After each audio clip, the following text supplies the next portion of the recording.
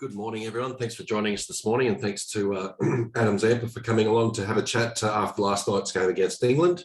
As in past conferences during this World Cup, we'll ask you to raise your hand if you have a question for Adam. So as soon as we get the first question in, we'll get underway.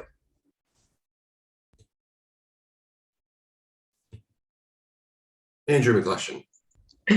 Thanks, Cole. Hey, Adam. How do you sort of explain the differences in result that you guys had against Sri Lanka, which was a very convincing win for you guys, to what happened last night? Well, as you've seen over the last week and a half or so, I think England are definitely the benchmark team. What's been said about England and how good they are, and they showed again last night. I think they were probably on the better side of the toss. I was doing a little bit early and we were put on the back foot straight away. And then 128, scratching around a little bit to end up with 128 was always going to be really tough to defend, and we needed early wickets. But I think the wicket definitely got better, but they outplayed us. We were coming off a really good win against Sri Lanka, but as I said to you, the quality of the England team just goes to show you that it's the reason for their success over the last 3 or 4 years in white ball cricket. Did the amount of movement that Chris Woakes particularly found in that new ball spell, did that sort of surprise you guys sitting on the sidelines, that it did quite as much as it did? Well, he tends to get quite a bit of movement anyway, but yeah, I think it being a fresh wicket, I think someone said that it was a wicket that hadn't been used yet. So they're always hard to get a bit of a gauge on. I think we were going to do the same thing if we'd won the toss, bowl first, hopefully get a little bit out of the wicket. And then once the night goes on, the lights are on, there's a little bit of dew about, the batting definitely gets a little bit easier. So yeah, that was our plan. I think you would have seen our quicks get a pretty similar amount of movement out of that wicket. But yeah, they exposed us really well with the new ball. Just one more from me, if I can. What can you do in a tournament scenario to sort of move on from a game like that? There is no real respite. I know you've got a couple of days, 3 or 4 days between games now, but every game matters. How do you how much time do you spend on a game like that? Or do you just not think too much about it, or do you have to learn from it? We'll have to learn from it for sure. If we're put in a pretty similar scenario, we might go about things a little bit differently. I don't know. We'll have conversations as a batting side and a bowling side as to how we can do things better. And we'll move on pretty quickly. We know that the pressure's on us now. Our run rate's taken a bit of a hit, so winning the next 2 games is really important. But the next moment is more important than anything else. So we're very much going to concentrate on the next game against Bangladesh. Thanks, Adam. Thomas Grattan. Adam, you've had 2 night games and 1 day game so far, I believe, and I believe you've got 2 day games to come. Does playing at night compared to day have any bearing on the makeup of the team and how you approach your bowling? That's a good question. Bowling at the daytime is definitely a lot different to bowling at night time. The wickets tend to be a little bit slower. The game's definitely a bit higher scoring at night time.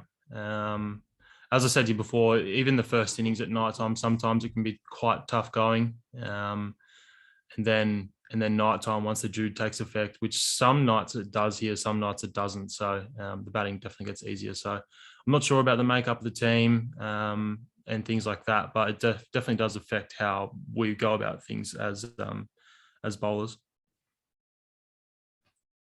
We'll go back to Andrew McGlashan.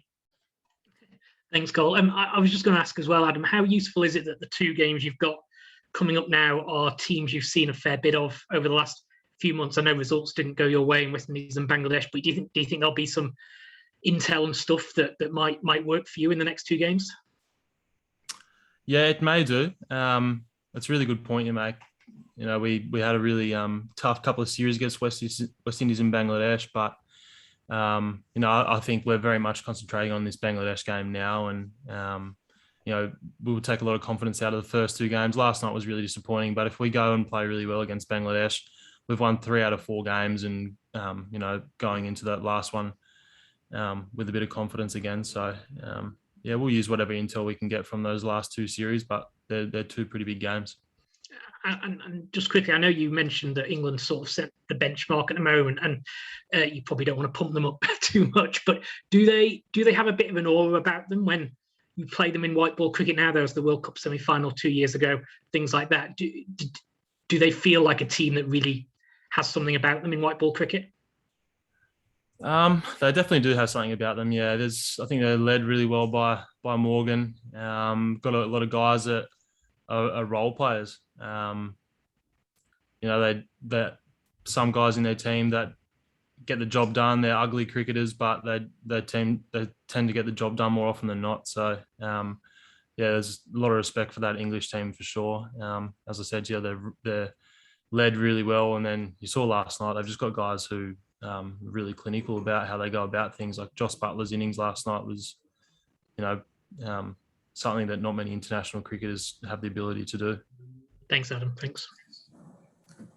Raj. Thanks, Cole. Hi, Adam. If I could just ask you about the Bangladesh game. I mean, how different is it going to be this one compared to the series when you guys were in Bangladesh? Also, because they've lost a couple of games now and probably mentally not there. But obviously the conditions are different as well. So can you just talk about the contrast in, probably the conditions and also your approach to the game and how you're going to look at it?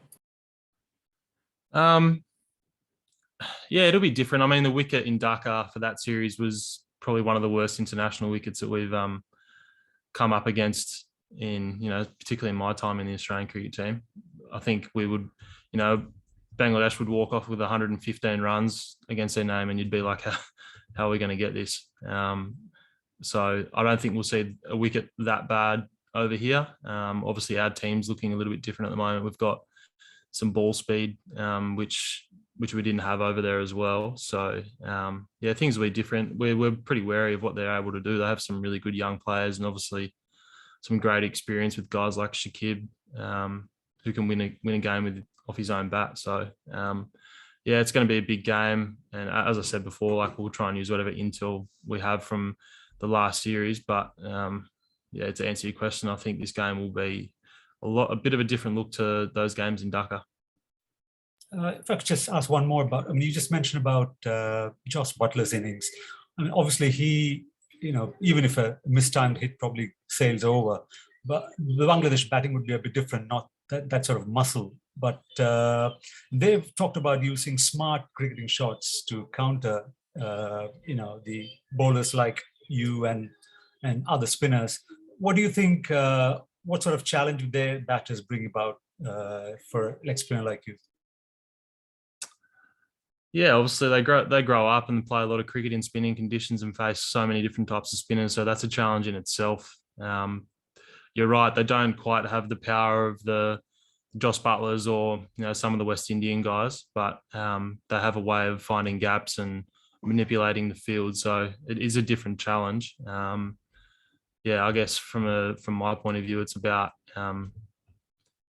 trying to prevent their ones and their twos and things like that, trying to build pressure that way. But it's definitely a different challenge to bowling to guys like Butler or the Pollards or the Gales.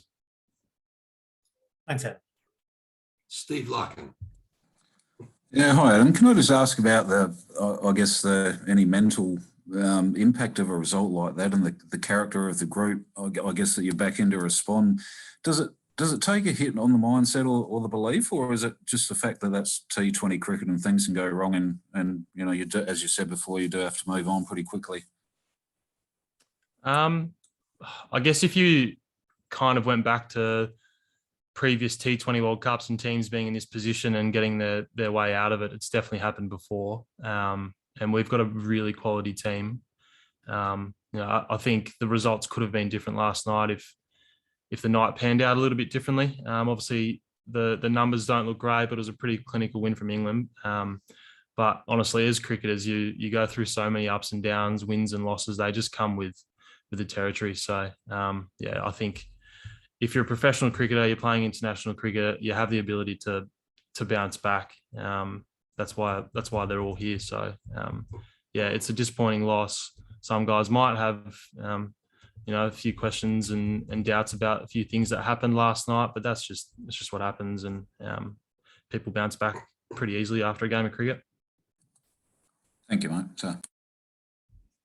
Thanks, Steve. Any more questions out there, guys? Otherwise, we'll wrap up.